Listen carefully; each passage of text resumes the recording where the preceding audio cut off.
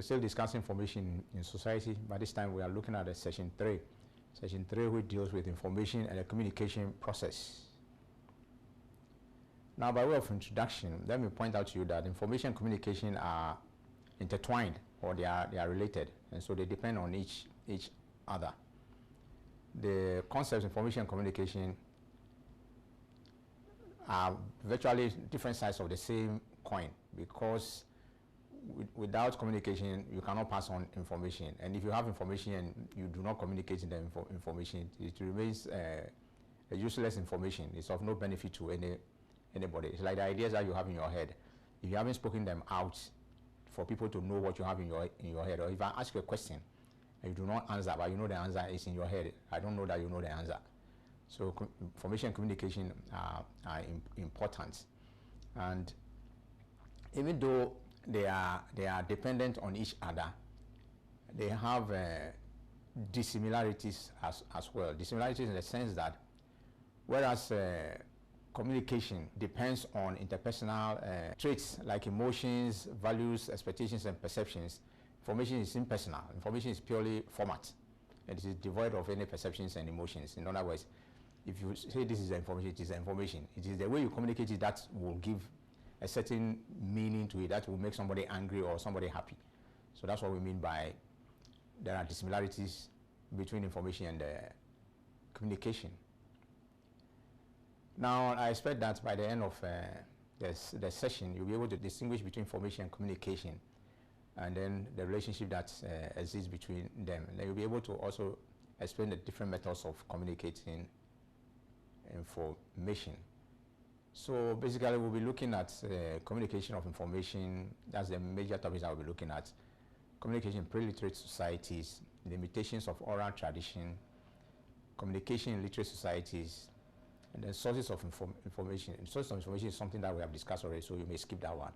And then access to information. So our first topic is communication of information.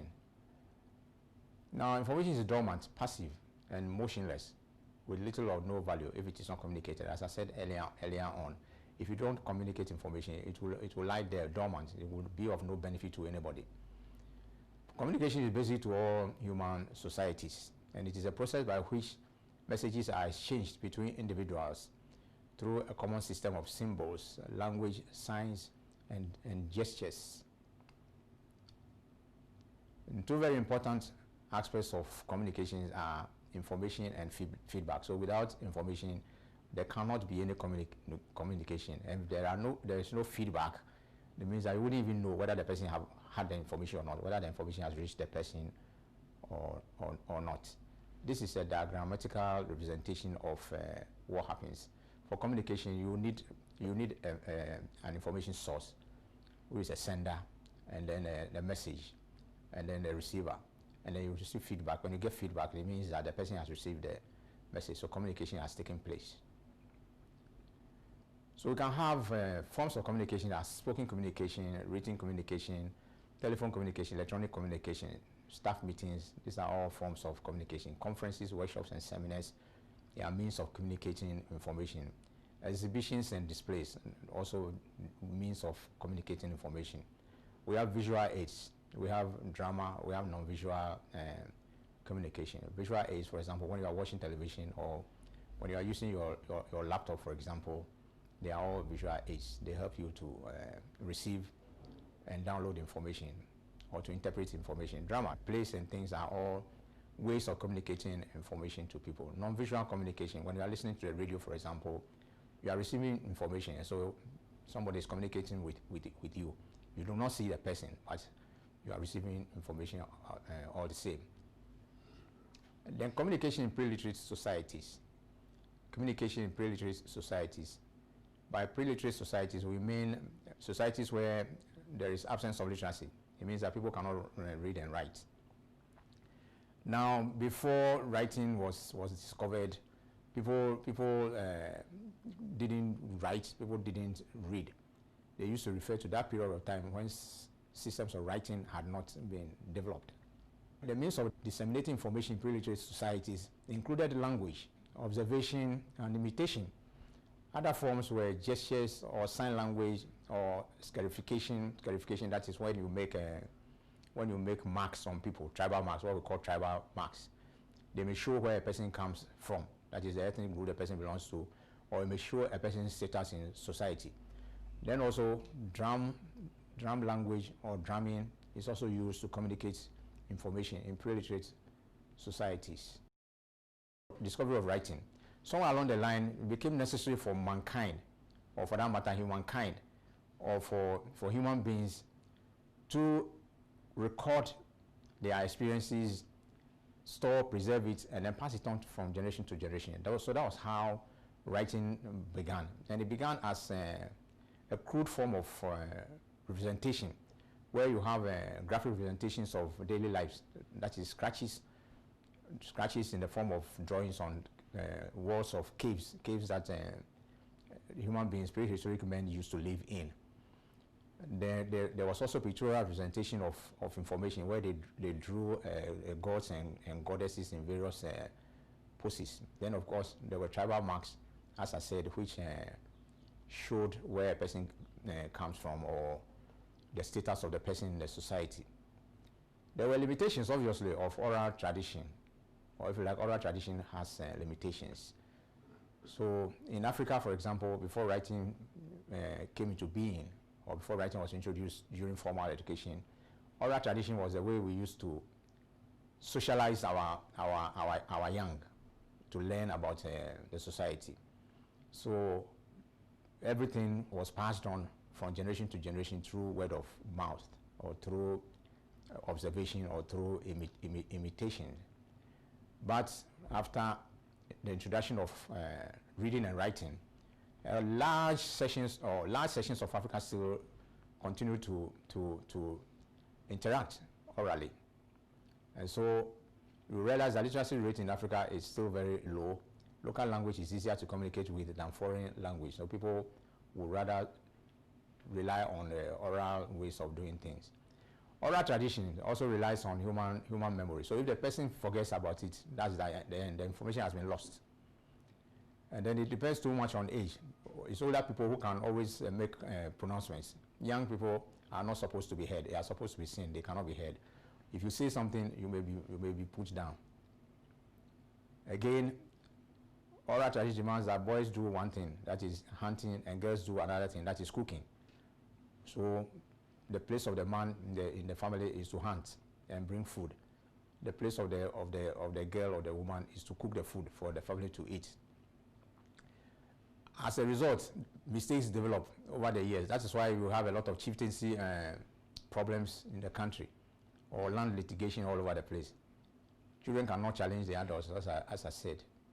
Then when it comes to communication in literate societies, what we mean is that by literacy, what we mean is a formal education. So formal education then is the means of socializing the young, that is passing on education or information to the younger generation. And so early writings began, as I said, when human beings felt the need to document their experiences in order to be able to share with the new generations, or generations yet to be born. Then writing began. And the earlier writings were on clay tablets, and then polished stones, and then bones, and then woodbark, and then it became papyrus. Papyrus, if you are a Christian, for example, and you have read the story about Moses. Moses was found by the riverside, hidden in a basket in the what were called the bulrushes. Yeah, this was what was used for papyrus, to create paper or writing medium on which they wrote. And then later on, parchment also came into being. Parchment was made out of the skins of animals. So literary societies are the societies in which reading and writing are the basis for every form of activity. So we have formal education. Now, access to information refers to how people acquire information. Now, we are told that, in fact, it is common knowledge too, that information, or the right to information, is a fundamental human right that has been endorsed by the United Nations. Information handlers or information experts are responsible for making the huge store of information available and accessible to users. And they do this by careful selection, acquiring, and then organizing, and then making available that information that people need in the relevant formats in which they will need the information. Some may need it as electronic information or digital information. Some may need it as print, as in a book or in a journal. Then we have what we call the information explosion, where on the internet you have all manner of information. Even you can have information. If you want to learn how to kill yourself, you can go on the internet and learn how to kill yourself. Of course, I'm joking, but it's there. You should go online to Google how to commit suicide. I'm sure you'll get information about that. Okay. Now, obstacles to information access. The information explosion, as I pointed out on the internet. There's so much information that sometimes it becomes rather a problem, because you don't know whether it's all the information that you have. You don't know how authentic the information that you have got is. Bad management of institutional information systems are also a problem. For example, if you have a library system or a computer system that is not updated, or a website that is not updated, information there becomes obsolete. It's an obstacle to having current information. Manual information systems are also an obstacle because people are going digital, and so a lot of things that come, information that comes, is in digital format. If you have a manual format, you cannot use it. There are also legal constraints such as copyright and intellectual property rights. All these subtract from people's access to information.